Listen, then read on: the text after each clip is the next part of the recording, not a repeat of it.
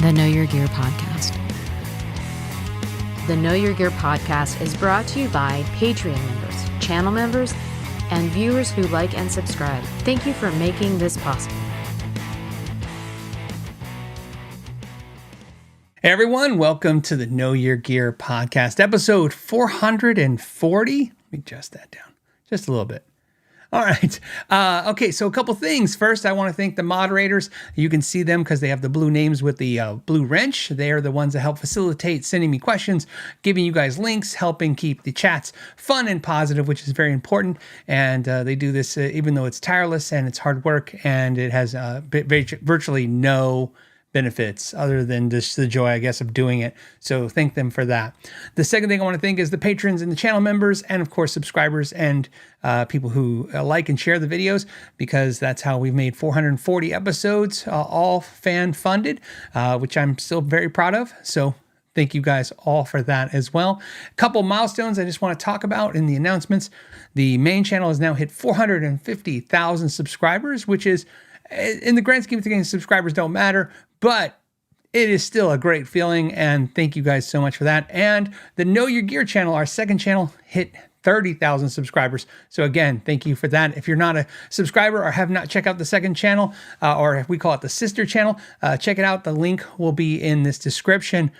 I want to get into the first question because it's going to be a little bit of work. And so let's get into that first, and then we'll start taking some questions afterwards. Here we go.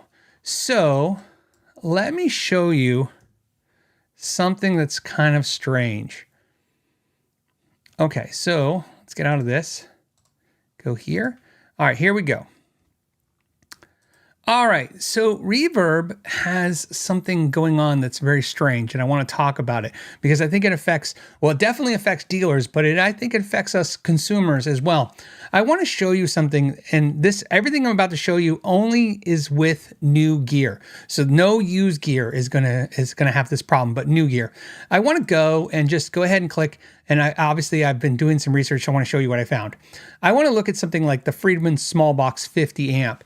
If you click on that amp, and this is just one product, and I've noticed this is mostly with guitars and amps, and it's not so much happening with pedals, but it's important that you know that it's happening.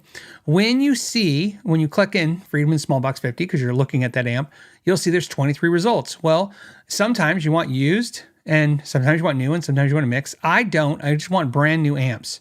So I'm going to go right to, brand new amps. Okay. So I'm only looking at brand new. It says there's 18 listings, and we're going to go ahead and click there. Now it says 18 listings, but it's only showing 9 results. That's kind of strange. Now, of course, these aren't the small boxes I want. These are covers and stuff. So now we have to go to category, and we're going to select amps. Amps, it says there's 11 to choose from. But when we click on it and it says 11 to choose from, I'm not seeing 11. I'm seeing, as you can see right here, here's 6. But why did it say 11 when there was 6? And there's a really interesting thing going on that I think it's bad. So I just want to tell you right now, I don't think this is a good idea. So what's happening is that Reverb is on new items only, and everything being equal. In other words, the same price listing, same product listing. They're only letting us see so many of the new listings now. First of all, they're letting us see bumps. And let me just tell you how the bumps are working, because this is a big deal. Let me go to this part. And so you know, I actually have official, I guess unofficial information from Reverb. So let's pull that up. And I'll read their policy change, because it's the important part. And I know a lot of you are like, hey, how are they making changes? Well, you know, when they do updates, we agree to their changes. Let me just tell you what Reverb's official policy is on bumps. And that's what's really affecting new products here. And again, we'll get into why it's affecting you and I. It says that when multiple brand new listings exist for the same product, like we just experienced with that Friedman Small Box 50, only non-bump listings, only one non-bumped listing is showing. Okay, understand that. So what they're saying is, I just clicked and I wanted to see, I'm looking for a Friedman small box. I want to see what's available, like maybe I want a dealer that ships from California because I don't want this thing to ship across the country. I don't want it to ship from Guitar Center's or Sweetwater's warehouse because, I don't want it to get damaged. Maybe I want it sooner. So I'm looking for a more localized dealer. Maybe I'm looking for a dealer I've worked with in the past. Maybe just for whatever reason, I'm just looking for, whatever, somebody with the best feedbacks, right? Somebody who has a good service record. Maybe I want to go through the feedbacks and go, hey, who has the best, like, customers saying, these guys always take care of me.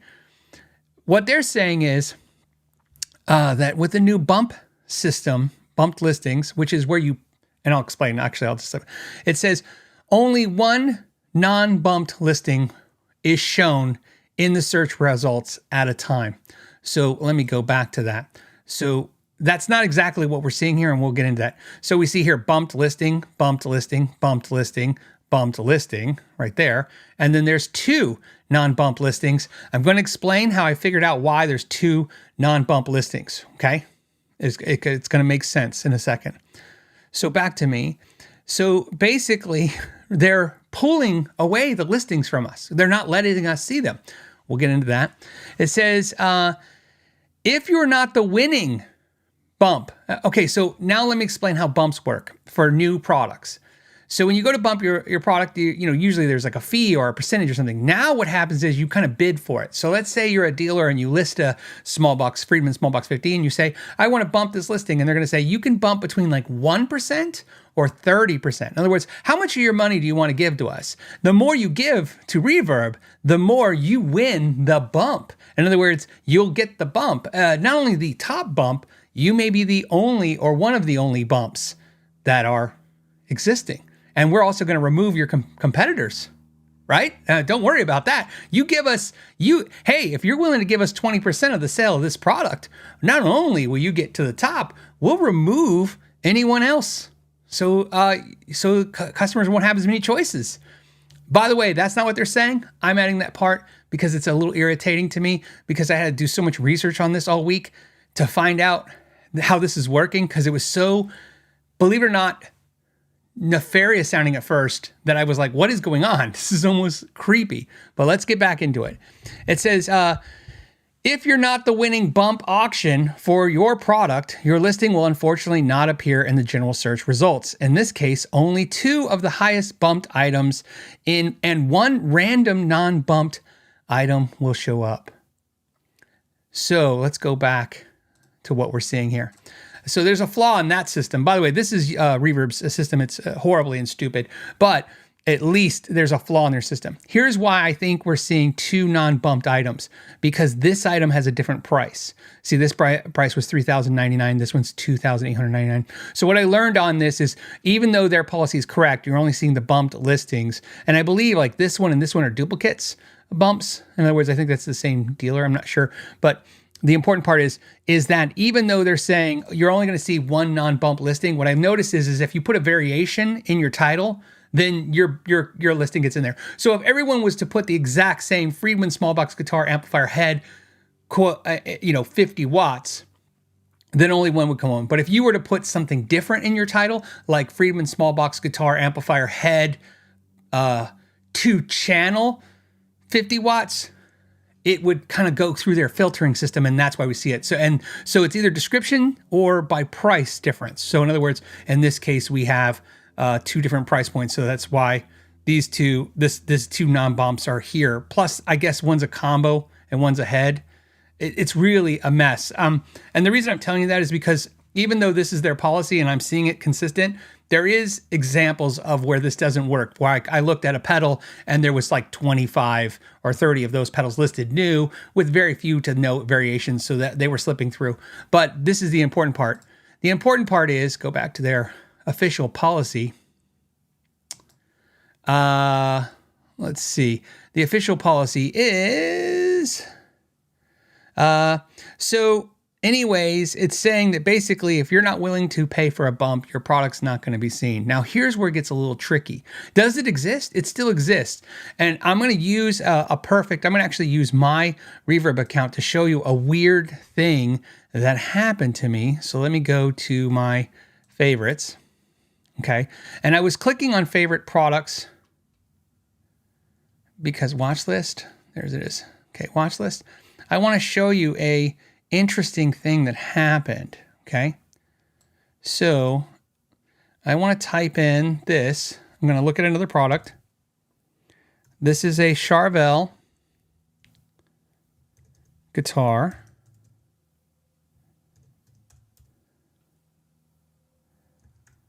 Okay, signature, whoops, sig. And I have to be specific in my listing now because I don't know how, if it's so sensitive that it's case sensitive or far, whoops, far. Okay, so here's what I want to show you. Okay. So I'm going to go to filters, brand new, search. All right. So what I did is I've searched Pro Mod, basically Charvel Satchel Signature Pro Mod DK22 HHFRM. Now keep in mind, if you don't make your search so finite to look at only brand new items, all kinds of stuff slipping through. So this is a real weird anomaly. So this is really about just a public service announcement for the community. So back to this. If you look here, it's showing there is 3 of these Charvels available for sale. 2 are bumped and 1 is not, which is what they're saying. Here's what's strange though. Okay, so when I go into my offer page, which is what I want to show you, I received an offer for this guitar. And when I click on this guitar, this listing did not exist in the listings that I saw. Proving exactly what we're seeing, which is they kept this away from us. They didn't let me see this when I searched for new ones. When I wanted a brand new Charvel Satchel Signature Pro Mod DK22, this listing wasn't available to me. But like I said, once I looked at one and kind of clicked on it, then I received the offer from a dealer who wasn't listed. This has happened to me a couple times now. So let me explain, because what's happening is the listings exist. We're just not able to see them. In other words, Reverb is stopping us, the consumer, from seeing all of the brand new listings in this scenario where we click and look at only brand new settings at products. They're only letting us see so many of the new products. Why I hate that? Let me tell you why. One, I can understand the argument if the argument's like, well, otherwise the dealers would list 50 of the same product. Everybody's selling the same product for the same price, and you would have 500 of them to search for them, and it would be exhausting. However, a perfect example is this. If there was 50 of them for sale, my first inkling as a customer, as an educated consumer is, well, there's a lot for sale, and therefore I should be very diligent in my shopping decision. In other words, pick maybe the best deal, the best dealer, the best situation. I'm not in a hurry to have to click on this. I can search my options to see, like I said, is there a closer dealer? Is there a better review dealer? Is there a better price? What is going on?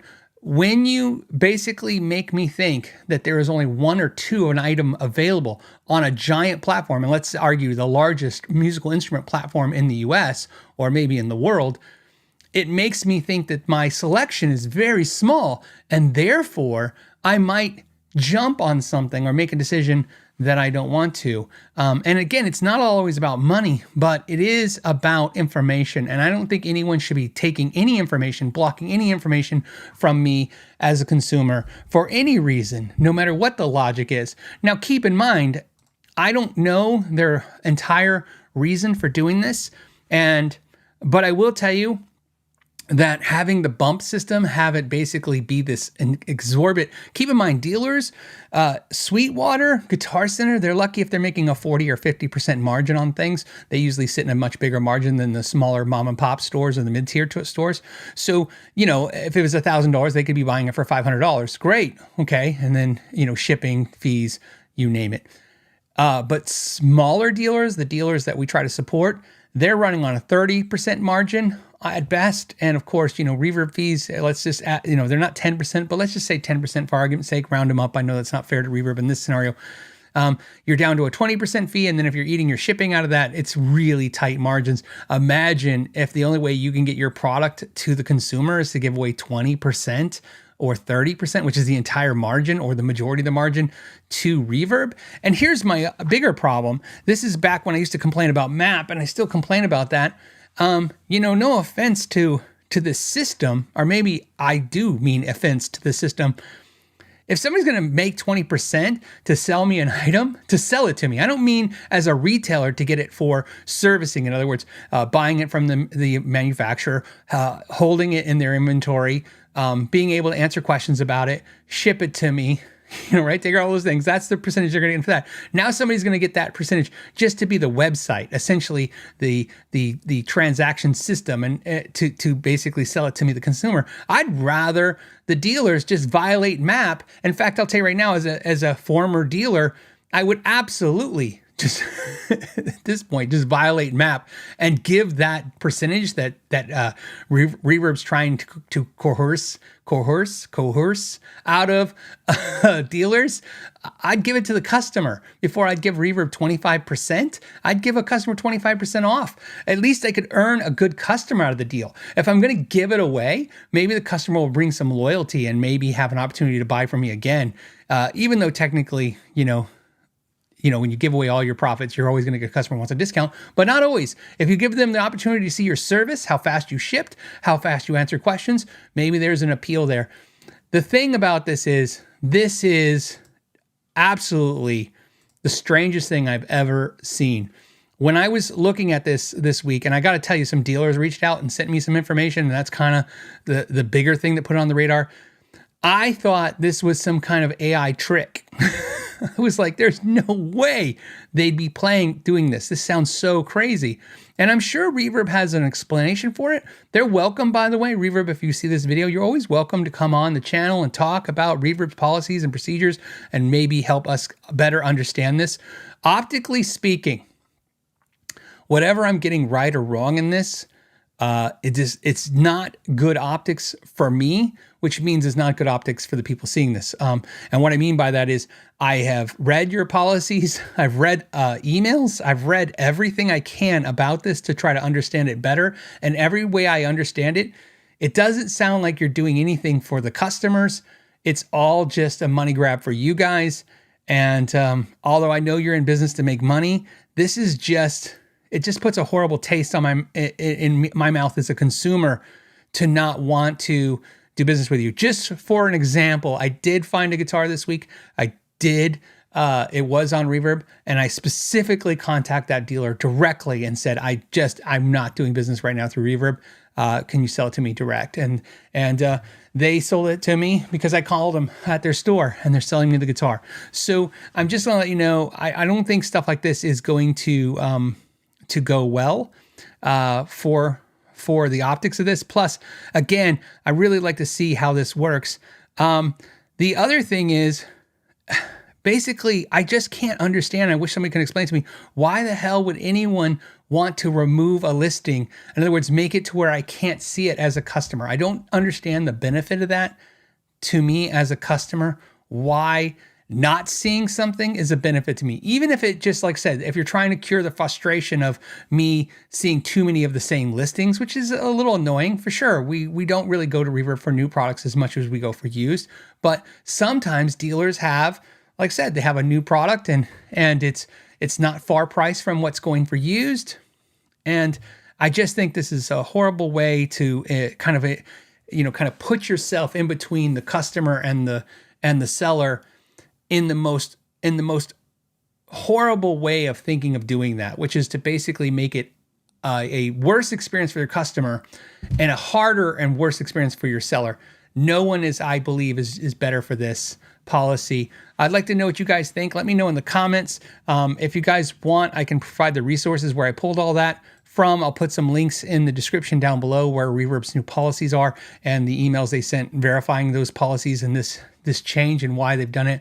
What I don't know is the nuances of it. So I just want to be clear about that. In other words, like I said, specifically what I said is how it's working. However, I have seen doing all week, trying tons of different products that I can find where it's not working the way that I just explained it to you, that they're explaining it. But almost every time I could see a little detailed difference in the title change. So this is also a PSA for dealers. If you're listing your products, make sure your listing is somehow verbally different or typed out different than your other dealers, because I think that's how they're filtering it. They're filtering it by the exact same descriptions, and maybe even have to adjust your pricing, whether that be a few pennies in either direction, again, to kind of get past these filters.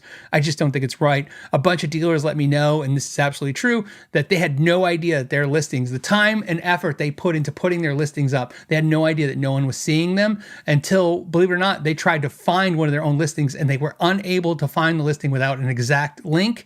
And that's actually verified. I actually clicked their exact link, and when I click their exact links, I can go to Reverb and I can see the product. But if I search through Reverb, I cannot find their product listed. And I was able to find multiple products like that. So I just want to let you guys know. And real quick, I just want to show you guys. So again, this is if we type in this exact search, they're only showing 3 listings under the name, under brand new. When we open them up, we have Pro Music Tools is the seller. We have Gear Tree, and we have Motor City Guitar. And let's go ahead and do new and used. It takes us to 15, right? And here's what's funny about this. See, the used pop up, but that's it for new and used. That's it. But I can tell you for a fact, there are more listings because one, it says when you go into filters, back to brand new, there's 11. It says there's 11. Show results. It's only showing me 3. So I think of this, it's hiding 8 of them. And we know that because people are sending me offers.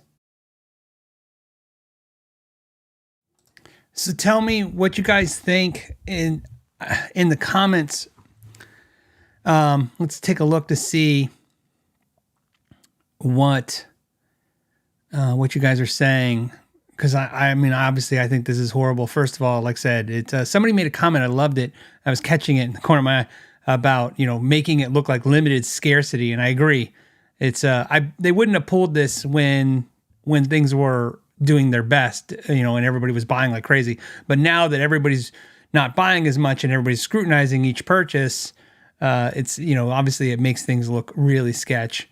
And I kind of feel bad for the dealers on this, especially right now. It's a competitive market out there, and this is just another kick in the crotch for all those dealers.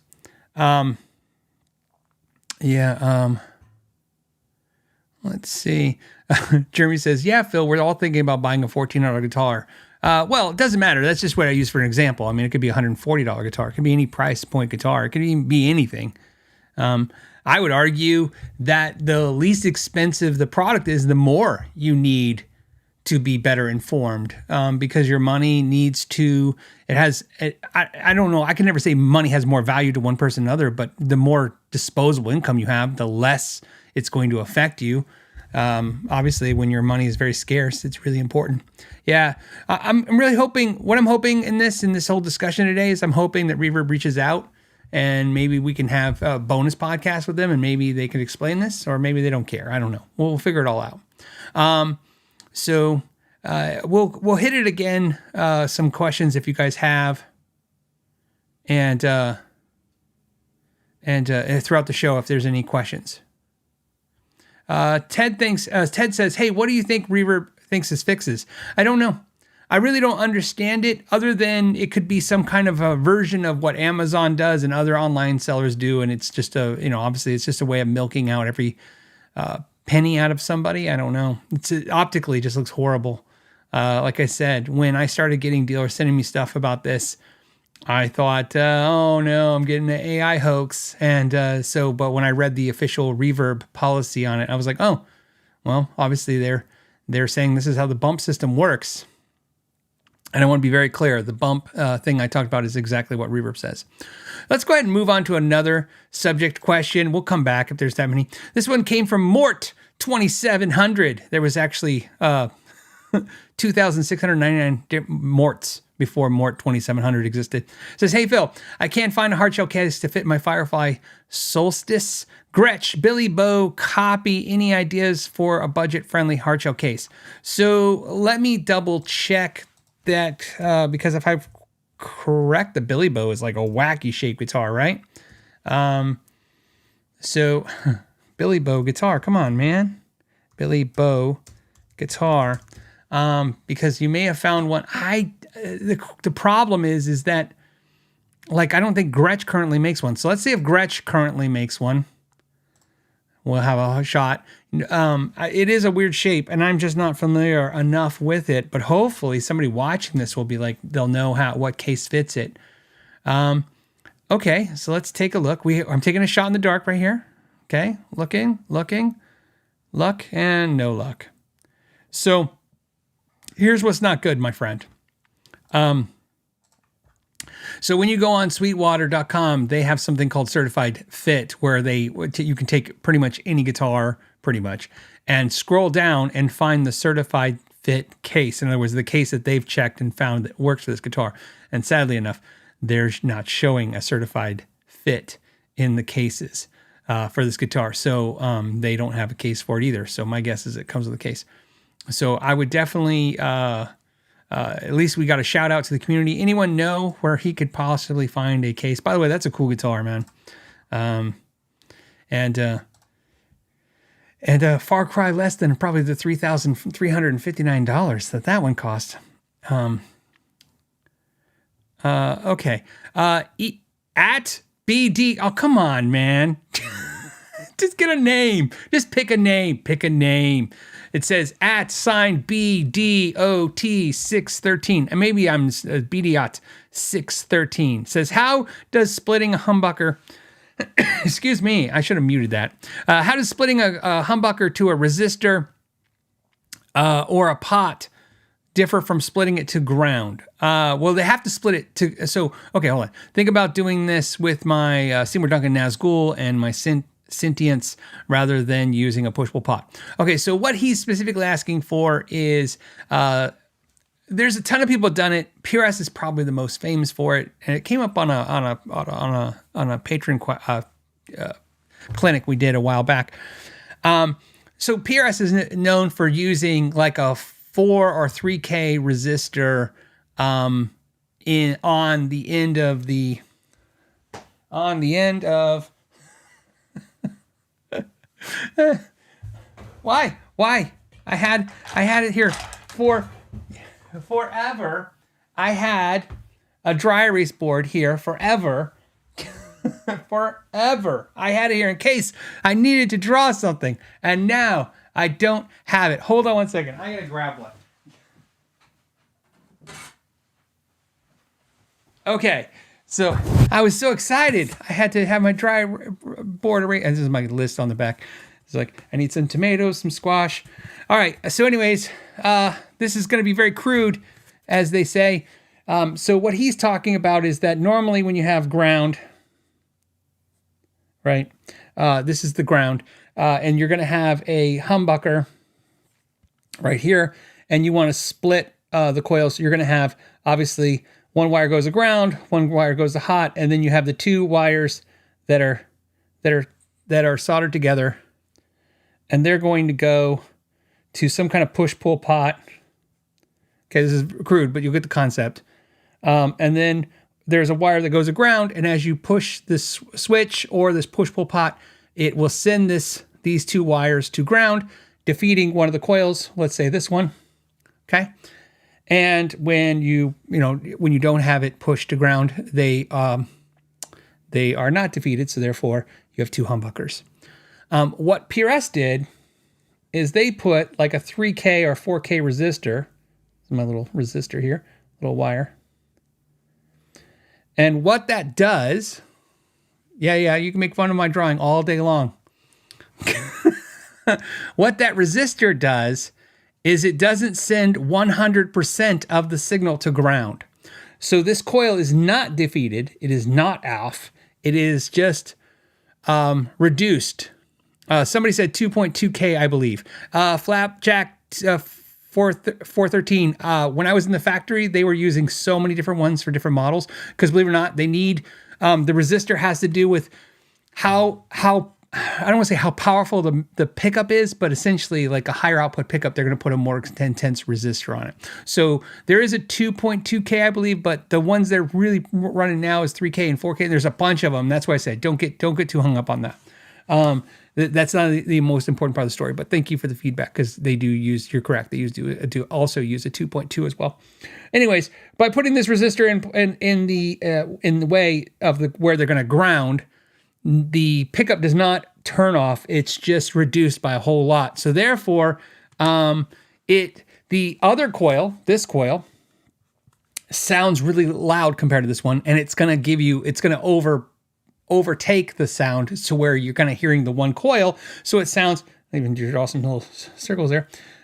It's going to sound more like a single coil. However, you're technically never 100% a single coil. So that's how they do it. So to answer your question, how does it differ? That's how it differs. It's not a true coil defeated pickup coil split. In other words, you're not splitting down to exactly one coil.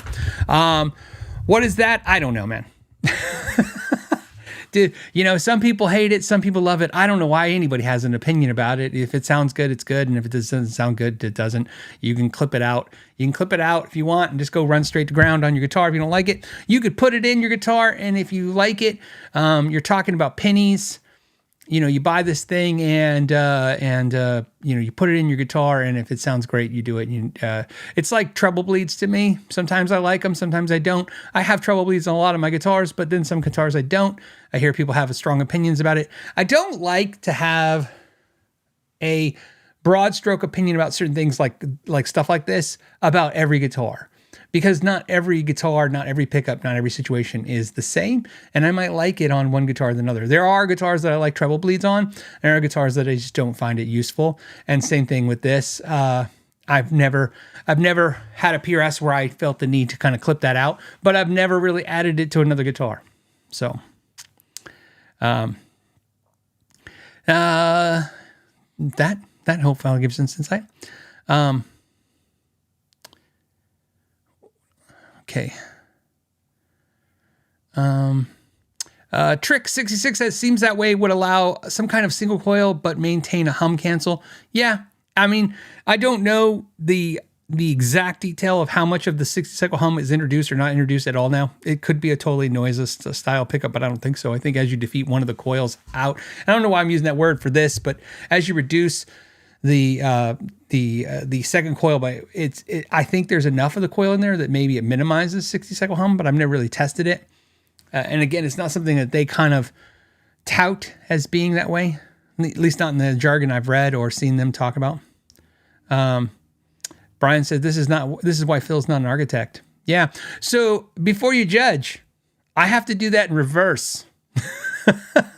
My screen is in reverse. It's in inverse of what you guys see. So when I'm drawing and I'm looking at you and drawing, I'm drawing in reverse. It's a very convoluted thing. I had a top camera, but then no one ever asked me anything that had to draw out. So let's see.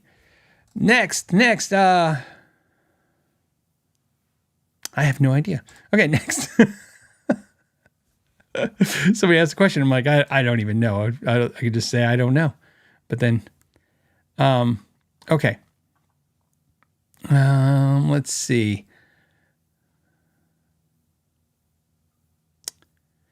Alex 2680 says, hey, we should all go back to our local music store and stop funding scammers. Sure. I mean, it's great. I do a lot of stuff with my local music stores when I can.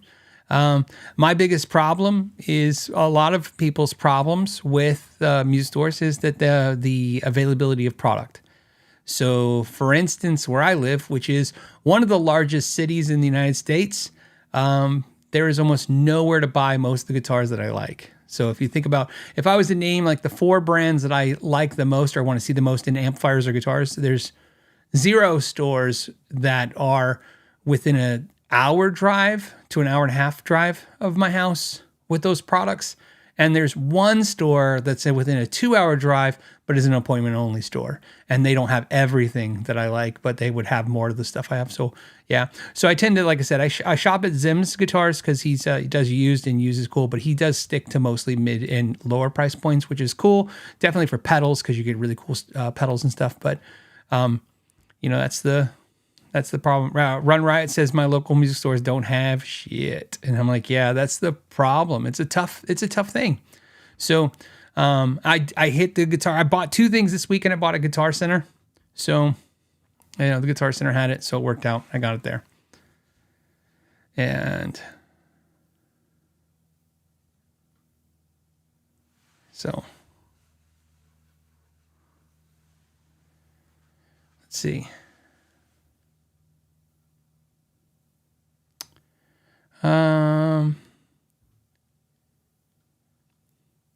Yeah, Matt Hatter says, all of my mom and pop music stores are shut down around my local area, and Guitar Center is 30 miles away. Yeah, I see it a lot. I've traveled a lot, especially this country, and I've talked to many of you, and I've talked to many music stores. Obviously, I've talked to the CEOs of the 2 big chains and stuff, and that is the big takeaway. It's the availability is low out there, and so that's why, like I said, it's tough, man. I get it. So, and Susan says she really misses mom and pop stores. Well, they still exist, but yeah, we do miss them. Like I said, it's nice. I try to do as much as I can.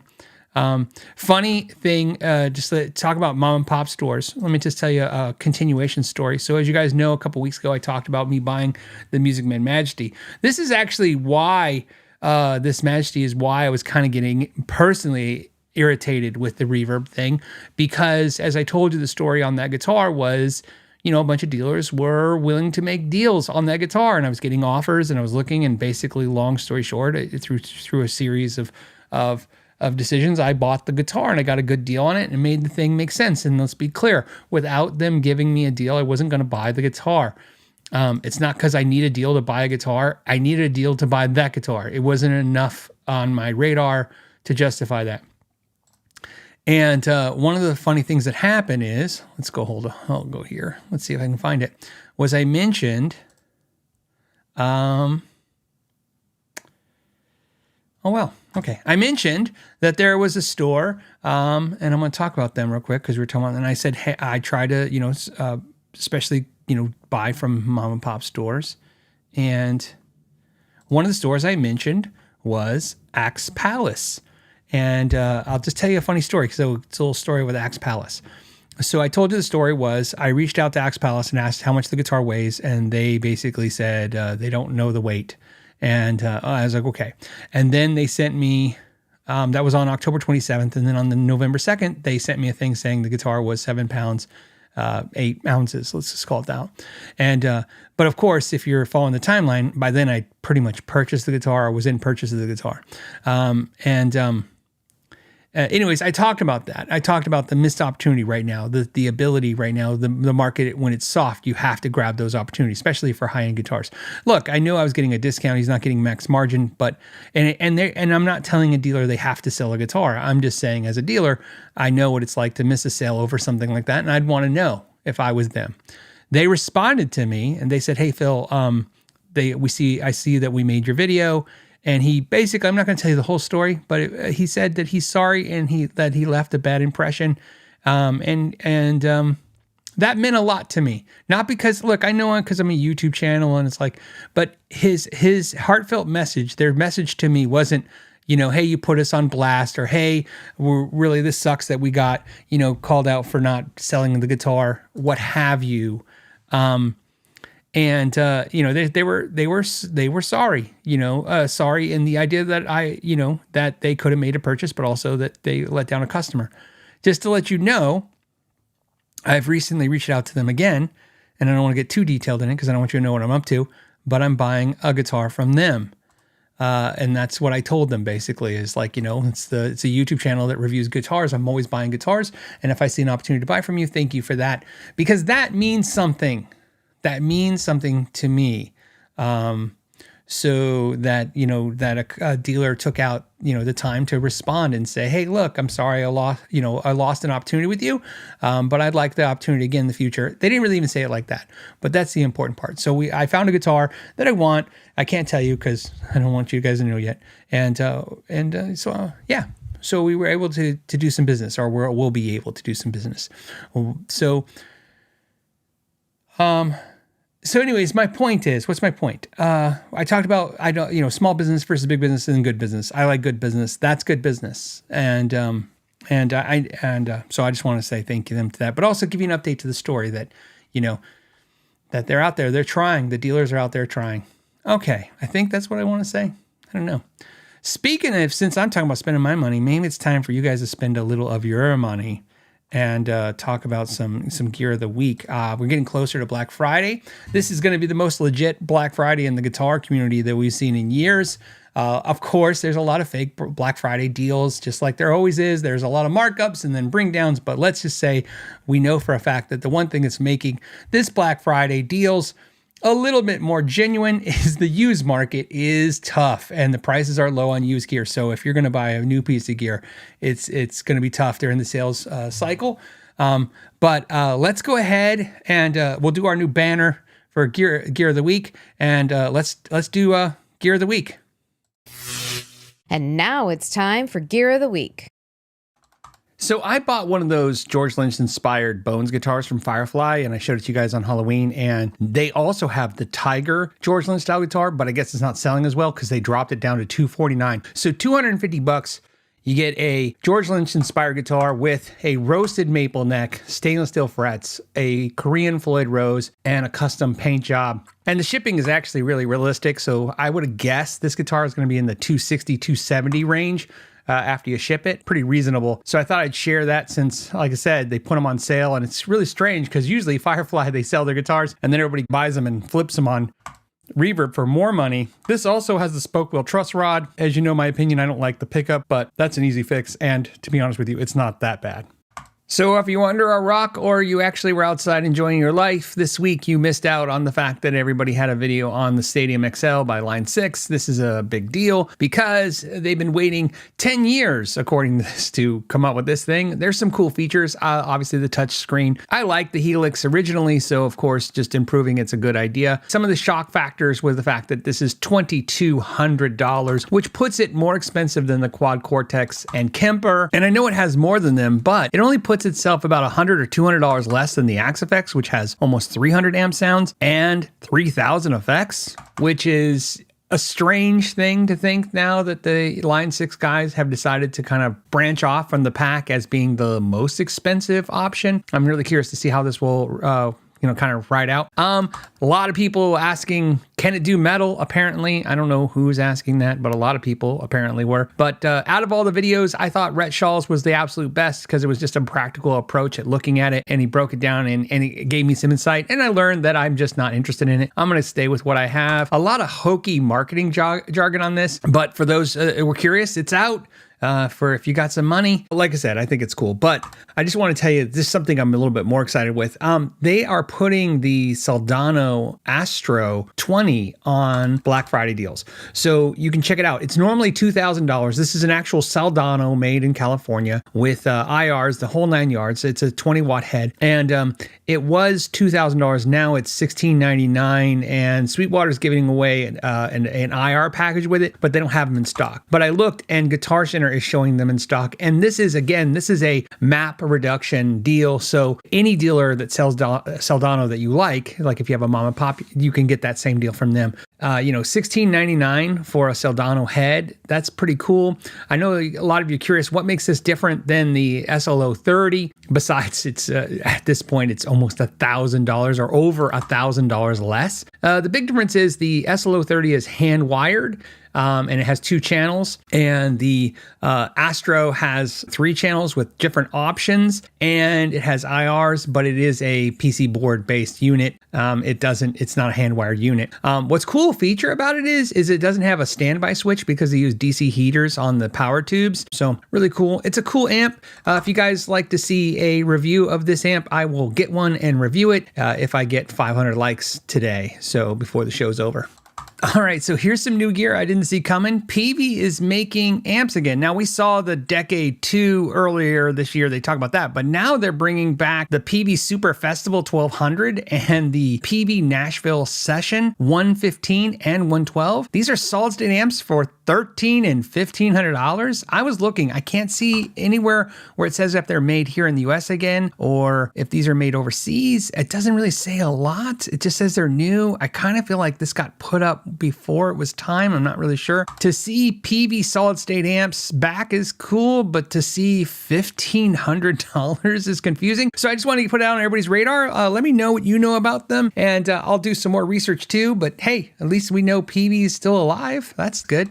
Well, it took over 15 years, but Fender has finally done it. They've made a Hello Kitty guitar for little girls instead of for their dads to just kind of buy and then play in front of them. They've partnered with Loog, which is a 3-string guitar made for kids. I kind of liken it to a ukulele and a guitar together, but more importantly, it's on sale for Black Friday, so it's down to $199, which is pretty cool because I was a dealer when the first Hello Kitty full-size and 3/4 guitars came out, and the full sizes at that time were $199, so that's pretty cool. Those that don't know, they did make a 3/4 little guitar for kids, Fender did, but instead of putting the cool Hello Kitty graphic on the pick guard, they just kind of put Hello Kitty. They just were not as cool as the full size. So it's great. So with all of you guys that want to get a miniature guitar version of your Hello Kitty guitar, this would be a little $200 add-on for you. And for people who actually want to buy these for little girls, they're available. I think it's really cool. This is another one. I don't know why I would buy this and do a deep dive on it, but if you guys want a deep dive on a Loog guitar, I think this would be the one I'd get because I think it's got some appeal. Let me know in the comments. And I thought I'd give you a little fun fact about the original line of Hello Kitty guitars that came out. This guitar strap, when it came out with the original line of Hello Kitty guitars, was 72 inches, which means cinched all the way to its shortest. It wouldn't work on anyone shorter than 5'5". So I'll let you know how much Fender was thinking about making this guitar for kids. A lot of you have been asking me about the Synergy Syn 20 head because you guys know I bought one a while back. The deal that they're offering now is $1,295 and it includes a module. So essentially the amp's normally 11 and the module's 4, so it's about $1,500 normally. That includes the Marshall module. This is important because that's $1,300 for the Marshall 2-channel module with the clean channel that's in the Synergy amp. So that's the 3-channel amp. The Marshall Vintage 20, that is also 20 watts. It is $1,350. So the Synergy now with the Marshall module is $50 less. So something to consider and think about. Both are really good amps. I own both. I can tell you there's great things about both. One of the nice things about Synergy is it has the impulse responses, the direct out, some of those cool features. It also includes a 3-button MIDI foot switch, so you can control all 3 channels. But more importantly, it's a MIDI foot switch, which means you could use it like a MIDI switch with any of your other amplifiers or effects units. So it's like getting a $150 MIDI switch included. I think they sound pretty close. I can tell you one thing for sure. The Synergy wins hands down if you're trying to keep your volume down because the fact that essentially it not only has the master volume, but it has 2 individual volumes on each channel, plus, the gain controls. So you can get that JMP sound at a much quieter volume. So something to think about. I went ahead and picked up one of those Marshall modules right there. This is my Syn 50 head. So I have the 50, but in the long term, I just don't see myself using the 50 nearly as much as the 20. That's usually what I use. But it is nice to compare like the Soldano to the Marshall and have it in one amp. A Soldano and a Marshall in the same amp. It's pretty impressive. So last week I talked about some cool deals, including the Boss TU3 that was $79. And so I picked up one of those. Let's see here. That. I used to have a TU2 forever. I never had the TU3. And I got rid of my TU2 for my strobe tuner, Peterson, which I love. But there's just something about the old Boss, TU pedals that's just kind of cool to have. And I'm going to put this back on my pedal board. And then this one, if I recall, the big deal with this one, is that it has a way to adjust the brightness. So again, you can use it for daytime or nighttime stages. So pretty cool. Let's do that right there. And then if you notice, the other thing I did was last week when I showed you the Gretsch, I ended up buying that Gretsch and doing a deep dive. So thank you guys for checking that out. I think it did like 140,000 views. Super amazing guitar.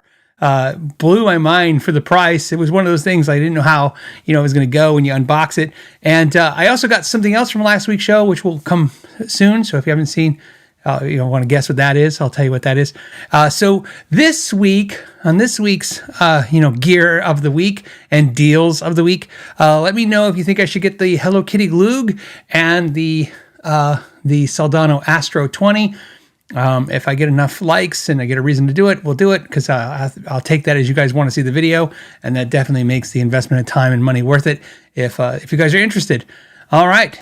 If you guys like this segment, this idea, let me know. And if you want to make it better, help me out by sending me some deals you see. You can send it to the askknowyourgear@gmail.com email address. I'll put the link in the description. Don't send me your life story. Just send me the deal that you see on gear and the link to where you're getting it, or the mom and pop store that's offering it. Also, if you see new gear or new exciting things, same thing. Don't send me a long story. Just send me what you found, and that will help us out to make this better. Gear of the week. All right, so I want to know what you guys think. So we had the poll done while I'm discussing all this stuff. Let's take a look. So according to this, get your last votes in now. I wish there was a way to screen share this with you guys. Your votes were, okay, put in your last votes. We'll give it like 30 seconds. Let's see. Nothing's changing. All right. And if nothing changes, a little bit change there. A little bit change. Okay. I think I'm going to end the poll. Last seconds to put in your votes. And I'm going to end the poll. All right. So I've ended the poll. And where'd it go? You mean you end it and it just disappears? Oh, there it is. I was going to say, what? Okay. Let's, hold on. So it doesn't move. All right, 268 votes. Let's go ahead and put this here so we can share it. And we'll share the poll. And I thought this would be fun and cheaper. So last week, when I did Gear of the Week, I ended up doing the Boss pedal. I ended up doing the Gretsch. And I got another guitar too from that same last week. So this week I'm like, I can't buy 2 and 3 things every week. And if we're doing this stuff, but I know when we talk about it, it's probably cool to do a video. So according to this poll, can we make it bigger? We can. Look at that. Oh, that's great. Yeah, it makes it a lot bigger. So anyways, it says Soldano was 34% of you said we should get the Soldano Astro 20. 26% said the Line 6 Stadium XL. 20%, way higher than I thought, on the Loog Hello Kitty guitar. And 20% with the Synergy Marshall module, which is what I was hoping for, because I already have the Synergy module. And have this in 20, but it looks like the Astro 21, 20 watt 1 WON. And so yeah, okay. So I will make sure to do a Astro 20 video for you guys. I will let you guys put in the comments whether or not you would like a comparison against the Soldano 30, SLO 30, or just a straight up video of the amp. Keep it in mind that they're $1,000 apart, because like I said, the Soldano SLO 30 is hand wired. Somebody I saw somebody's asking, does the Soldano Astro 20 have a tube rectifier? I don't know. I don't have the amp, but it's probably a solid state rectifier. That'd be my guess. That's just my guess. Because again, it's as much tech heavy as it is in tubes and stuff. So it's all tubes, but it's also more of a tech amp. So I'm really curious. I can't even say it. It's like at V8SN Big Tires, says test the Soldano with a Hello Kitty little axe. Yeah, that Loog's cool for $200. I gotta admit, I was sitting there trying to I was like, it's one of those things you're like, I don't even know anybody I could buy a gift like that for. Warlock 311 says Soldano versus the SLO 30 versus Synergy Soldano. That'd be a good shootout. I'd probably do that. I can tell you that I prefer, if it helps, Warlock, I prefer the Synergy Soldano SLO2 module in the Synergy 20 amp more than I like the Soldano SLO30. So, just so you know. And here's why. Same reason I prefer the Marshall Synergy JMP module over the vintage 20 watt Marshall, because I can play it at a volume that it's reasonable here in the room. I'm not gigging with them, so it's not about gigging. I would argue probably that both the Marshall and definitely the SLO30 are a lot louder and growl a little bit more and come to life a little bit more when opened up. So at a small gig or a mid-sized gig, those amps would probably be killing. But the Synergy is 20 is loud, but it's not super loud. But man, it's because there's so many redundant volumes. You got to understand, on a module, you're going to have a gain control and a volume for the module, the channel, and then you're going to have a master volume on the amp. But between all that, you can really get it go. And then Hans 36 Solo says SLO30 versus Engel Fireball 25. I've talked about this in the past. I thought the Engel Fireball 25 I liked it as much as the SLO30. For different reasons. It's not a quality thing, because at that point, quality-wise, first of all, one's like $1,300 and the other one's like $2,800. So almost double the price. And of course, a lot more hand work involved in the SLO30 and a lot more legacy to that. But personally, I liked the Fireball 25 as much. But keep in mind, I also like the Steve Morris a little bit more than the Fireball 25. Just because, again, it's a usage thing. Hero Glop 7411 says, "Hey Phil, is the Supro pedal tremolo more similar to the Princeton or to the Deluxe Reverb?" Really, neither. In my point, in my opinion, it's different. That's why I liked it.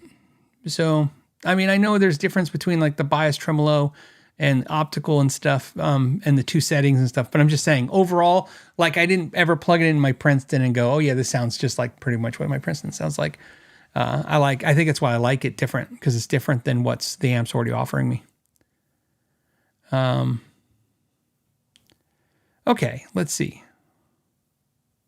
We have an email. We have a message from Amanda, sent this one. Says, this is from Bakey Danner.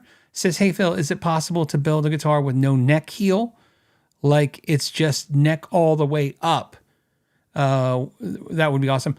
So what you're describing mostly is a neck through guitar. So that's actually the purpose of the neck through guitar. It had nothing to do, as we know, we've talked to people like Neil Moser and stuff, and they've explained that the original neck through guitars really weren't so much about this infinite sustain and the wood going through. It's really just about, unlike a set neck or a bolt-on, you have so much more surface of the neck being glued onto obviously because it's in the center, and then you're gluing on the wings, you can get a little thinner there. It's going to be really thin comparatively to a set neck and a neck through. There are some guitars referred to as set through, where they do a set neck and they use a longer piece, a longer tenon, and then they can carve away at it a little bit and kind of make it feel kind of like a neck through, and it gets pretty darn close to that. The thinnest, ironically, I was playing it before the show started, the thinnest neck heel joint ever in history is probably the Parker Fly, because obviously they use carbon fiber on the back. There's a sheet of carbon fiber included. This is all one piece. So the piece was wrapped around the neck and the headstock and then wrapped here. And this is wood. It's a wood body. In this particular guitar, this is a mahogany body with a mahogany neck. And the neck was glued in. And then they could carve all this away super thin like that, because the carbon fiber is so strong and rigid. And that's how they were able to get away with something like this, if that helps. So maybe this should be in the thumbnail for no reason. Like, what? Thumbnails are a pain in the ass. So I'm like, thumbnail. I don't know. So anyways, but that obviously you can get really thin too because of the design. But I don't feel like when I play that, like, wow, all other guitars are too chunky. This is so much better. I feel like a lot of guitars. But I don't play a lot of high. There's a joke, there's no money above the 5th fret, especially if you're a bass player. I think there's no money above the I don't even want to say the 12th fret. There's no money for me above the E minor pentatonic. Just kidding. That's the joke. So, Run Riot says, rest in peace, Ken Parker. Yeah, I know. We lost him this year. It was horrible. I think about that all the time because they made the announcement that he had cancer, and then we put up a thing for donations, and then before like the weekend was over, they were like, oh, he passed. It was just so fast. So, yeah, Evan Ward, you're saying you should have a surprise face for your thumbnail. Yeah, I have to tell you, the editor of the second channel does the thumbnails for the second channel, and every time I catch it, my thumbnail, I'm always like doing some. What? Me? It's always something, and I'm like, oh my god. So, it's a weird experience, I have to tell you, having had control of the thumbnails and all that stuff for years. It's crazy. I don't know if you guys can hear it, but the ice cream man's driving by the house. Can you hear that? Probably not. See, hold on. Let's see, hold on.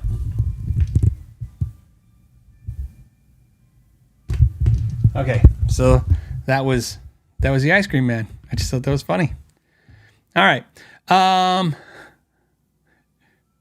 1-4, he said Home Alone face. You know what? Every thumbnail is a Home Alone face. That kid should get royalties from every influencer ever. Home Alone created the influencer face thumbnail for sure. Yeah, somebody says, Mom, ice cream.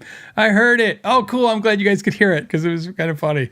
Yeah, it takes me back to the ice cream man. Let's see. What else? Let's go through. We have this one. I have some pinned questions. I got some early riser questions too. And I pinned them right here. And this one says, hey, Phil, throwback pickups on podcast did the guitar argument this week. Theirs was, what is the best tonal qualities, a hand wound pickup or a machine wound, or does it really matter? Thoughts? I don't think it doesn't matter in a comparative. It matters in, so what I mean by that is, if you take everything to account, like we're going to use the same magnet, the same wire, the same exact amount of winds, the same bobbins, and I guess if you machine make that versus hand make that, there'll be a variance in sound, but the variances are going to be very small, but they'll be there. But I don't really have if you notice, I don't really have an angle that says like, oh man, hand wired's the right way to do it, or anything like that. I think that really, there's attributes. That's kind of the way I want to look at it. There's attributes to pickups that I like and I dislike. And that has changed for me over the years. I used to actually like pickups that were darker and they were able to make my playing, it was better because of the fact that the nuances weren't there, so I didn't have to worry so much. And now I like pickups that are more clear. I like it when I strum all the strings and I feel like I don't hear a huge EQ curve in the strings. I like hearing, a more even sound, and that's something I'm drawn to. So there's pickups that draw me to that. But the problem is to say that there's one great pickup or there's one way to make one great pickup is silly because of the fact that, like I said, I think the guitar picks the pickups just like it picks the strings. It's an equation. It's a beautiful recipe. That's what I think it is, and I'll always think that your rig is a beautiful recipe. And I look at people's rigs, I look at players' rigs the way I would think I would go to a chili cook-off and experience 30 different people taking essentially the same ingredients, beans and chili and and water and putting together all of these things that are realistically, for the most part, taste the same. Chili is for the most part, it's going to taste the same until they get out there and the extremities of the flavors. but just the subtleties and why this heat hits in the front and this heat hits in the back, and this has a sweet heat to it, and this has more of a sting to it, and this has a mellower, burn. And as silly as that sounds, taking the same ingredients and watching how somebody can come up with a different variation just by changing the percentages or just adding a few things. That's how rigs are. Because again, we always have to acknowledge the fact that it's everything. It's your style. It's the way you play. It's the gear, and it's the choices that you made with that gear. It's that amp works well with this pickup, and this pickup works well with this type of guitar, and these strings work well with that, and they work well with you. So I think that's what it always is going to come down to, and I love it because I think that's the answer. The problem is that answer doesn't work for the internet. The internet needs, like I always say, quantifiable. This is the sound. If you just do this, it's the sound. This one thing, this is how it's going to change everything.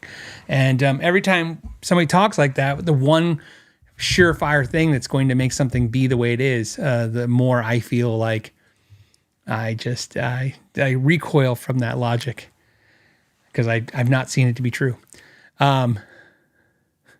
James says, if there's no beans and no chili. Yeah, what? See, you could tell where foods are funny. Chili is another one of those things. You can tell where somebody's from if they tell you if there's beans in the chili or no beans in the chili. So, yeah.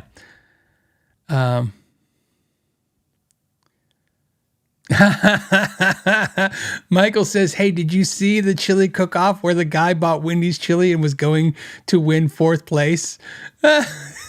No, I didn't see that, but that's awesome. That's fantastic. I don't, not because he's cheating, just the irony of that, that's the counter argument to my argument, where I talk about the nuances and all the things, like being a connoisseur of chili, and then essentially, it's like having what's the best burger in the world? It's like, it's McDonald's. There's a little bit of we're a little full of ourselves too. There's that too, for sure. And that's why I said, so that's the counter argument to my argument. That's great. I love it, which is, yes, I think all the little things add up and make something special. And then also, I think we get a little too much in the weeds, a little too full of ourselves, and a little too preoccupied with the things that don't matter, for sure. So, Shauna asked me a great question. I don't know which one of you asked it, but it came through Patreon, and Patreon was asking a question, and Shauna fields a lot of those questions to me. As I said, the Patreon, they'll come through and she'll ask me usually while I'm doing something, and she'll go, hey, here's a question, give me the answer, and I give her the answer, and then she relays the answer back to you guys. And it's really cool that she does that for me. And she'll answer a lot of them too, because she's obviously very skilled, so she can answer a lot of stuff. But the question in particular she wanted to know was, do I think Megami cables are worth it, or are they is it a trick? And I said, I think Megami cables are fantastic. I think they're great quality. I said, but I've said this before. I don't think I've ever, of course I have. I have not bought a guitar cable for the most part. I think I bought a couple of DiMarzio cables because they were pink and green. I wanted to try them out last year. I'm trying to think now of some exceptions. With very few exceptions, I have not bought cables in almost 15 to 20 years because I was a store owner, and guitar cable companies would bring the store cable samples all the time to sell you cables because they want you to sell them to your customers. So they'd bring me cables, and I would just have cables. And then when I didn't do that, I obviously am a YouTuber now, and cables companies will send you, Klotz Cable sent me cables in 2020 or 2021, and that's still what I'm using for the most part, is these Klotz cables. Shout out to Klotz with the breakers on them. And these are Neutrik ends, and then the cable itself is branded Klotz. It says Klotz on there. And these will look a lot like the Megamis because they're using the Neutrik ends too. So very expensive cables, and they sent me a bunch, and I've been using them because very rarely in my experience, the cables go bad.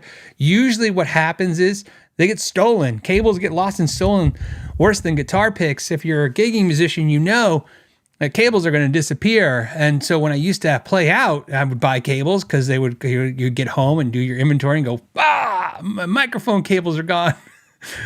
Right? They're loaded in somebody else's car. And, obviously playing from home and doing YouTube, there's not as many opportunities to lose my cables, so I have them. But my favorite cables, and I looked and I was a little shell-shocked with the pricing, it's still the American-made cables that D'Addario makes. I think they call them American Pro cables or something like that. I think they're very good for the money, although they are, I showed Shauna, they're 4 times more than what we used to sell them for in our store, so definitely the market has changed. But the point of the question was, when somebody was asking this, is always like, these fancy cables, like, you got to plug the cable in a certain direction. I remember I got a cable from a company and it was like a 20-foot cable and it was like $150 for this cable back then. So now it would be a $300 cable. And you had to use the right side. Like this had to be the coming from the guitar and this had to be going to the amp. It was a directional cable. And I remember when Vox amps came out with cables, and there was a cable specifically for bass guitar, there was a cable specifically for electric guitar, and a cable specifically for acoustic guitars that had transducer pickups. And we would try them, and we couldn't hear crap. We just couldn't hear. And here's what I remember about those cables. We sold all the electric guitar cables, and we had to blow out on discount all the bass and acoustic cables. So I think guitar cables sometimes is one of the things where you can expose the elitistness part of our brains, where we're just kind of picking at the smallest things that matter. Dirt Racer X says, hey, you can make your own Megami cables. Absolutely. That's usually what I would do, because you can buy the cable. You can get the Megami cable on Amazon for the longest time at a good deal. Now you have to source it a little differently and just put some Neuscher ends on it for sure. Making your own cables is a huge way to save money because they're, yes, absolutely. But like I said, I've just been using the same cables. All right. So Johnny says, hey, I have a Firefly Hendrix Monterey Strat. I had to restring it for the first time, and to regulate the floating bridge, I had to adjust the claw. Will I have to do this every time I restring? No. My guess is that one of two things has happened to you when you restring the guitar. You change gauge of strings. It's possible. And I want you to understand, it doesn't matter if you say, oh no, they said there was 10s on it and I put 10s, or they said there was 9s, but 9s. I test all these guitars that I do on the geeky stuff videos, and I can tell you that for the most part, they're never what they say. As soon as it's an import guitar, as soon as it's Firefly, as soon as it's an affordable guitar, all of a sudden it's like things get variated. In other words, they say they're 9s, but they're 10s. They say it's a 12-inch radius, but it's 14. Look, they're moving in a hurry when they make guitars, and sometimes decisions, people make mistakes. So it's possible you put a different gauge of strings on there. It's also possible that the strings we're using were such low quality that they were just not holding tension as well as the new strings you're using. So my guess is, now that you've done it, you should not have to adjust it every time. You should not be adjusting it in the future, as long as you're sticking with the same quality of string and gauge of string. And gauge is being more important than the quality. So, Fast Eddie says that Phil, you want to save money on cable, but basically I spent a lot of money on guitars in the wall. It sounds a little crazy. I don't want to save money on cable. I just said I don't have to buy cables because they give them to you. So I just don't focus on that. But also it's about what matters. I think, like I said, I think the cable matters, and the idea that a low quality cable really is nerve-wracking, because you can hear it move, you can hear the noise in it, and obviously you get interference through it. But once you get to a certain level of cable, which like I said, I think the Planet Waves ones, or now they're back to D'Addario again, right? They're the American series. We'll call it D'Addario.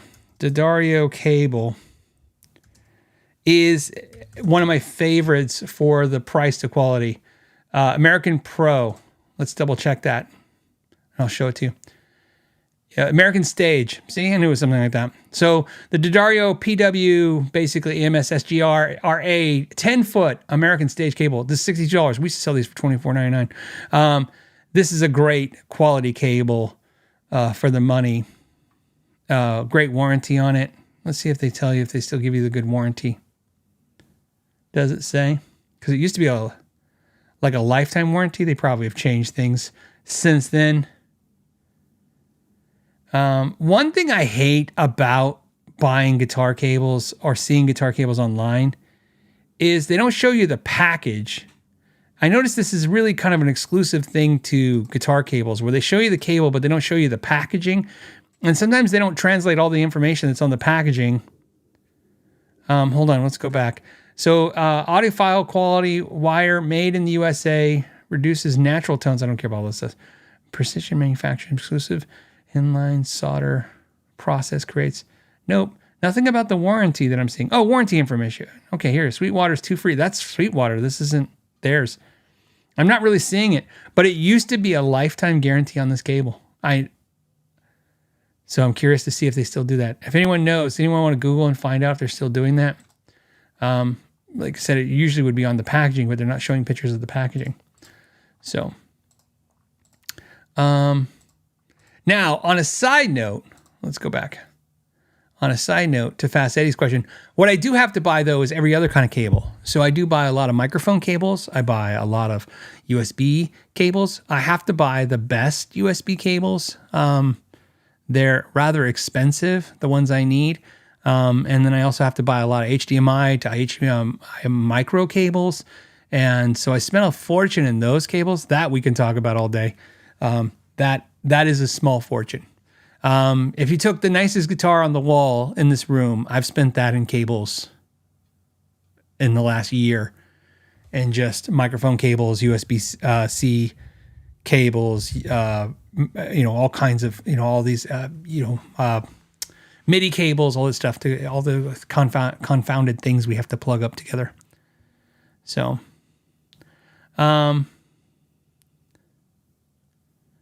okay. Sean says micro HDMI is still a thing. Sure, you need micro HDMI for most of your cameras. Most of your cameras are not going to be a USB-C for something like that. So you will, and even then, even if you try to go with a coaxial cable, you'll still need some kind of micro HDMI adapter to go back to coaxial, unless you're buying a $10,000 camera. I'm not buying $10,000 cameras. $3,000 and $4,000 cameras are enough. $5,000 cameras are enough. So yeah, and those cameras, like I use the Canon A6s and A5s, and those have a micro HDMI. So that's what's converting to the router boxes that then go to HDMI. So micro HDMI to HDMI. So, yes.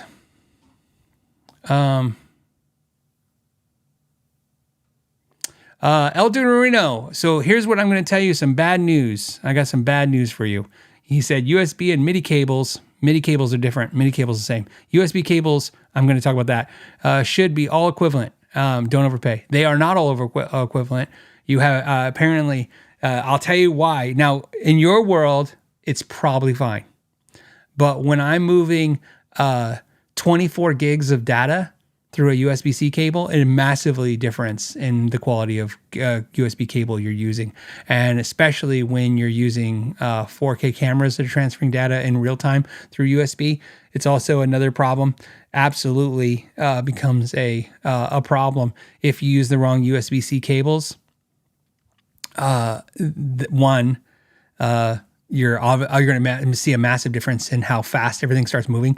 But also, when you're running cables, as long as I have USB-C cables that are 25 and 35 and 55 feet long, multiples of them. Because remember, these rooms are all connected. Everything's connected through a network of cabling. So it's nothing I want to talk about because it's the thing that upsets me. I understand it's my living, and this was an important part to get all that done. But man, it was a fortune, and it was a fortune of time that I put in behind it. So El Naruto, we're going to disagree because he says it does matter, USB. I can tell you, man, we had hellacious problems until we switched cables. We had to switch cables. So to the ones that we're using now.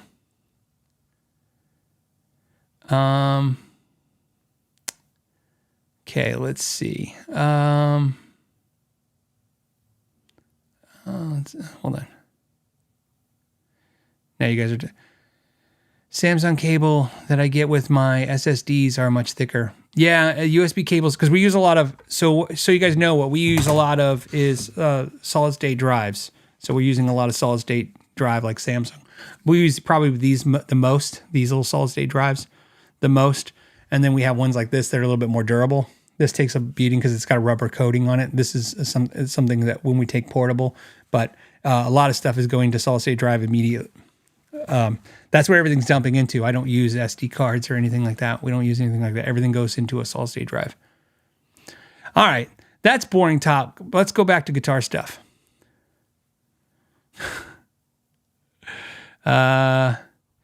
Hans Holm 67, back to this, is we need another behind the scenes at Casa Phil Studio, please. This was a question we talked about. I'm just going to tell you that I'll just say it this way, and I'm just going to say it the way I want to say it, which is when it comes to the main studio that we use, the amount of money that I spent, which is still, to me, I'm still emotionally not over because it was this year, and the time, but more importantly, the months and months of time figuring out the system. We talked about like, oh, would it be interesting to people see a behind the scenes? But it's also not fair because there was no way for us to copy that. We couldn't find anybody who was doing anything like this. And so we discussed when it's time to share, we'll share, but it's not time to share right now because that was a hellaciously horrible couple months. Let's see.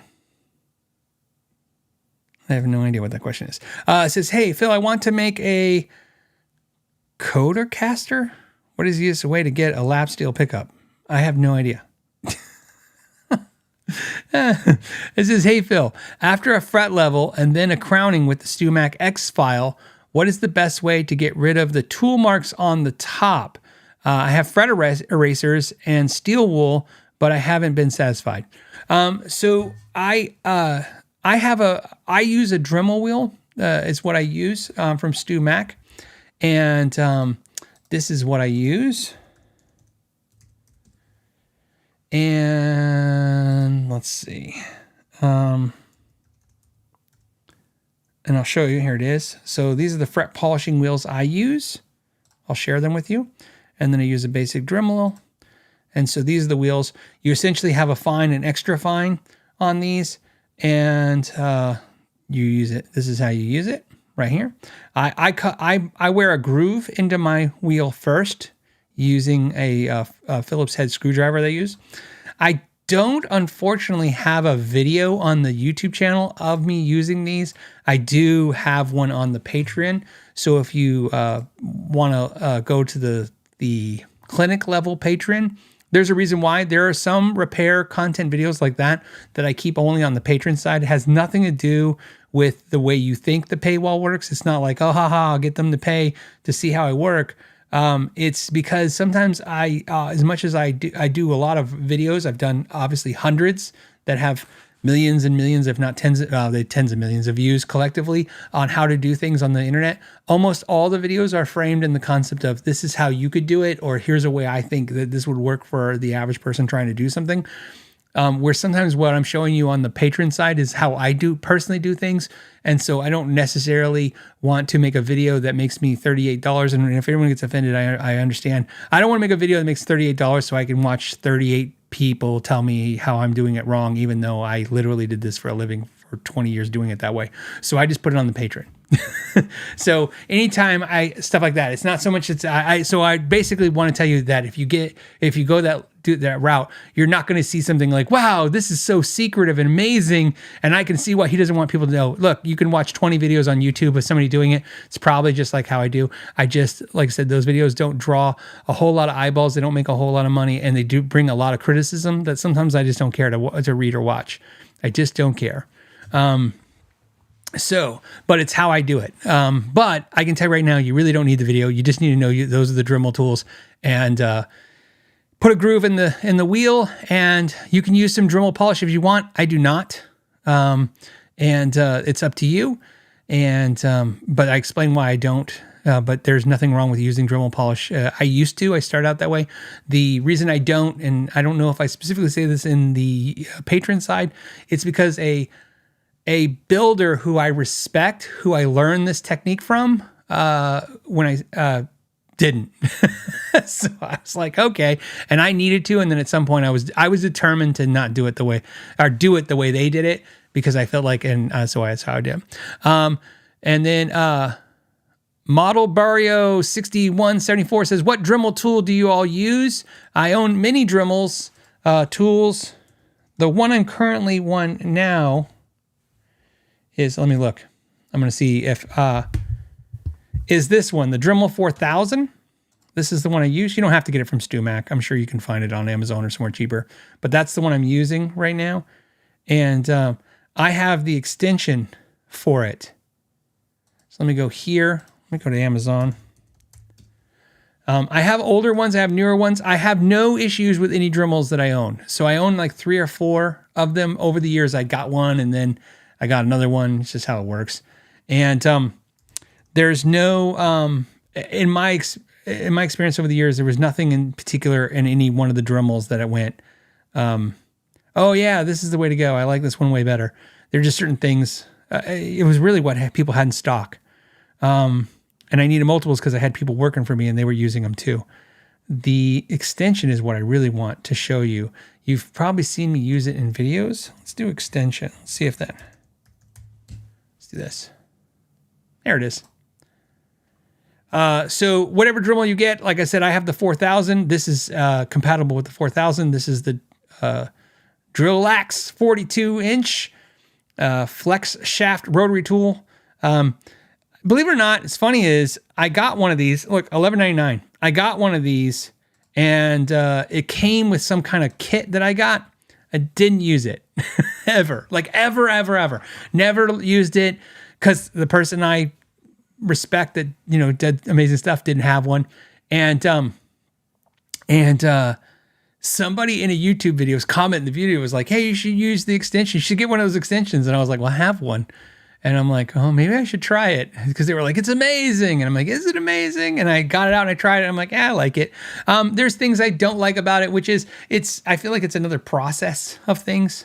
So, but I don't know. But yeah, so I would go with that. And it's Black Friday, so I'd find a deal on one of those Dremels and then get some of those Dremel wheels. And then let's round out the show. Let's finish it out. Says, hey, Frisky Dev says, I love the show. Thank you. I want to answer your question because you say you love it. If you said you like the show, I was going to pass. I'm just kidding. I bought a Fender locking tuner for my Squier Telecaster Sonic. Okay. Not drop-ins apparently. So it's, looks like I need to drill and patch the older ones. Drill and patch the older ones? Do you have info or a video on that? Don't drill anything. That would be my, you can ream it out with a reamer. That's what I would probably recommend. I do. If you watch in the Sharpen My Axe videos, there's probably a specific video I have too, but the Sharpen My Axe videos, like if you go to the Squier Sharpen My Axe videos, there's probably a portion when there where I'm using a reamer to ream out the holes a little bit. My guess is I don't know what size tuning keys you had versus what you have, if they were 8 millimeters or 6 millimeters, and now you're going to 10 millimeter, or if you're going from 6 to 8 millimeters. But it's not a huge deal, and you can probably do it with a reamer. It's fine. And but I'm not looking at it, so I don't know if there's the furls are in there. I don't know what it is, and specifically because I'm not looking at your guitar.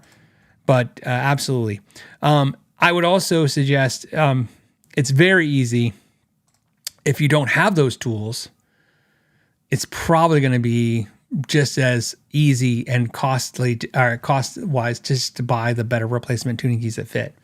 That's why it's just important to make sure you measure it. It's why I always tell everybody, everyone, whether you work on your guitars, if you're trying to be a tech, or if you're trying to do anything, the tools you buy first are diagnostic tools.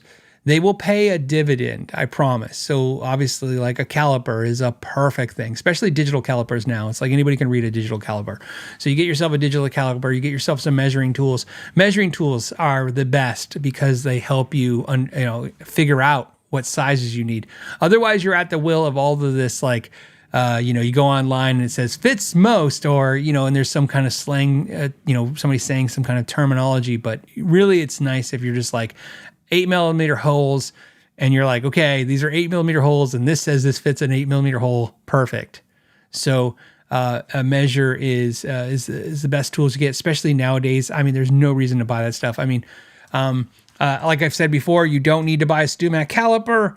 I like it because it's got the notch for frets. Let's see if I can just look at. Yeah, this one's fine. This one's $25. You could probably find one for less. Let's see, $15. Oh, look already. It looks like the same. I mean, I wouldn't really. Okay, so people buy these ones. These are the cheaper one. This one. You could probably look if you want to, you buy this for $8. I think personally, you'll get a little more life out of this $15 one. Not like life like how long it will last, but more usage better. It's more finite. Because I think, what did I notice on the first one? The thing that I don't like about these, let me just tell you what I don't like. What I don't like about this one is it doesn't have the wheel. I don't know what you call it. The jog wheel. I don't know what you call it, but the wheel. See right here, see where this is? This is where your thumb goes. Your thumb here, you're going to be pushing this back and forth. Here, this will help if I move this. You'll be pushing on your thumb here and you'll move these sliding back and forth. What I prefer is this, because what this wheel does right here is your thumb, obviously the thumb can go there, but your thumb goes here and you can roll this and it will help you. Because sometimes what you don't understand is that when you're using a caliper, it's easy if you're using something like you're just going to take your caliper and you're going to go, and that's how wide it is, and you just put a little pressure on each side of this. But it's a little bit more difficult when you're trying to actually line it up physically, like over like a hole, if you're not going to use the inside ones. I like having that wheel there. It's a nice option to have. And then also, if you can, make sure that whichever one you buy takes a 2032 battery and not a strange battery. Like this one does. This takes a stranger. Well, mine probably does too. So don't worry about that. Now that I think about it, I don't think mine takes the 2032. It's just nicer if they take a more conventional battery. But basically what I'm trying to get at is you don't have to spend a ton of money. I can't find the chat now. There it is. You don't have to spend a ton of money on a caliper.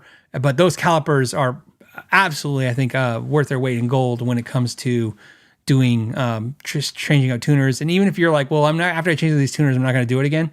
Still buy it. It's not that bad. It's just nice to have some tools, some measuring tools. Like I said, a couple of rulers. Get yourself like a nice Japanese ruler. Get yourself like a fret action gauge if you want that. So, and then, like I said, you won't, I don't think you'll regret buying better quality tools. I don't think anybody ever regrets buying better quality tools, but so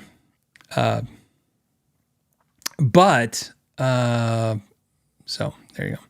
I think PWLE Brun says the accuracy of that caliper is suspect. Which one? The cheaper one or the nicer one? They're all going to be slightly off in some degree. I would imagine there's not going to be as refined. But here's the thing. There's a saying, right? Good enough for rock and roll. And in my experience, when you're measuring something, first of all, let's just take something like a 43 millimeter nut. They're never 43 millimeters. They're never 44 millimeters. There's always something. And it's because sometimes it's just how you're squeezing it, the angle. I mean, if you shift the angle on a caliper just a little bit, you're getting some inconclusive results. But generally speaking, if you get 7.8 blah, blah, blah millimeters, it's 8 millimeters, right? Just understand that, you're just trying to get close at that level. You're just trying to get close because it's a standardized thing that you're doing. It's a little tricky though, when you're making like design or cut decisions on that. But when you're just, like I said, diagnosing stuff, it'll get you in the ballpark. But again, better quality is better. Okay. Let's finish this out. What's this one? It says,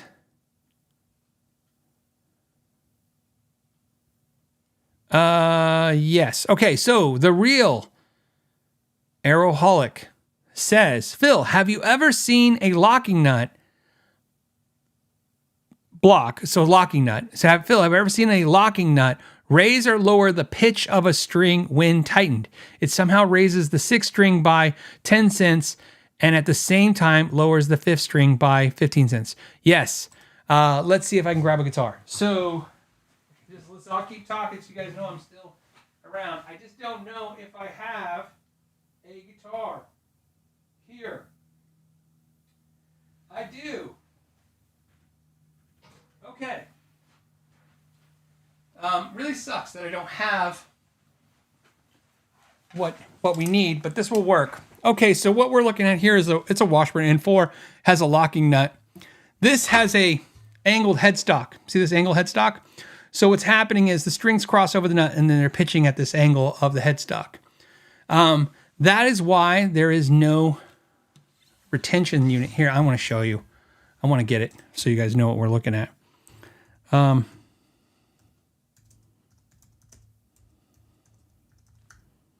String retainer.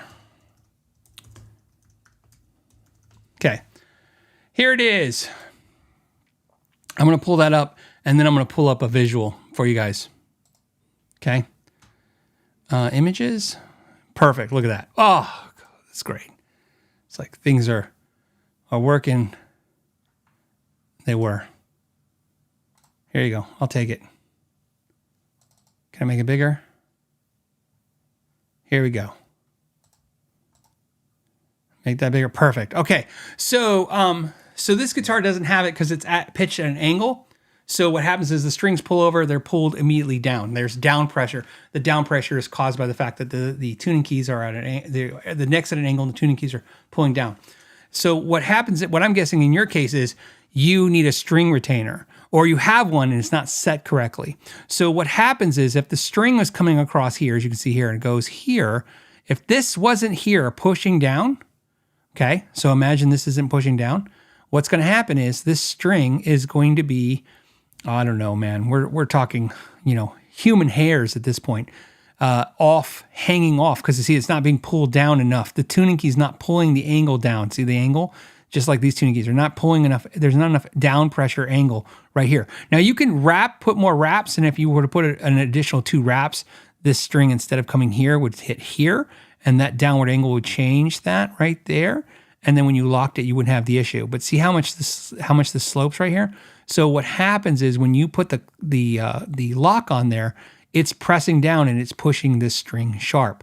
So in this scenario, you would tighten this screw right here and bring the string retainer down to create that down pressure. You don't have to put a ton, okay? Now you're saying, and you might have this thing because you're saying, but on another string, you're saying it's the opposite effect is happening. Well, because it could be the opposite. This is actually pushed down too far, that string retainer. So and this is where it gets confusing because not all guitars that have a locking nut have the string retainer, and the reason is because again, it's a ton of reasons. So let me give you a bunch. First, a guitar like this, even though this is a nice expensive style guitar, they didn't do it because the angle of the headstock was correct. However, a Firefly guitar like that I have doesn't have a string retainer because they were cheap. They didn't add it. It needed one. It's just they didn't put it in because, well, let's take a look. They want $21 for this one. So even if it cost them $2 to buy some knockoff version, the Firefly is trying to make a guitar for $279. They can't add $2 for a string retainer. That's ridiculous. It sounds crazy when you talk like that, but it's true. So my guess is either A, you need a string retainer. It's possible. Well, I'm not looking at your guitar, but that's my guess. Or B, you need to adjust it correctly. So that's how you do it. So that's my guess on that. On that note, thank you guys so much. I hope having the information about Reverb and their new stuff, their new policy change and stuff, I hope that guys helps you out knowing some stuff. Like I said, I thought that was information that we should at least be talking about. Hopefully this will draw other community channels out there to talk about it and maybe get some discussion. It's just horrible to think that companies, like I said, I don't like the idea of middlemen making all the money. It's just it just sucks. It doesn't make, like I said, it doesn't make anything better for the customer or the dealer. Gear of the week, I think what we decided is the Astro 20 was the way to go. So I will obviously be getting that, and then we'll decide whether or not I'll do a video of just that amp. But obviously, I think maybe doing the SLO 30 versus the Synergy module, we can make that kind of stuff happen too. You guys seem really excited about that. And as always, I want to thank all of you for hanging out this Friday. I hope you guys have a fantastic weekend and go play guitar now. And on that note, thank you for your time and know your gear. If you're learning something or having a good time, don't forget you can subscribe for free and help this channel. Or for $10 a month, you can join me on Patreon for live clinics where you can ask questions every single week.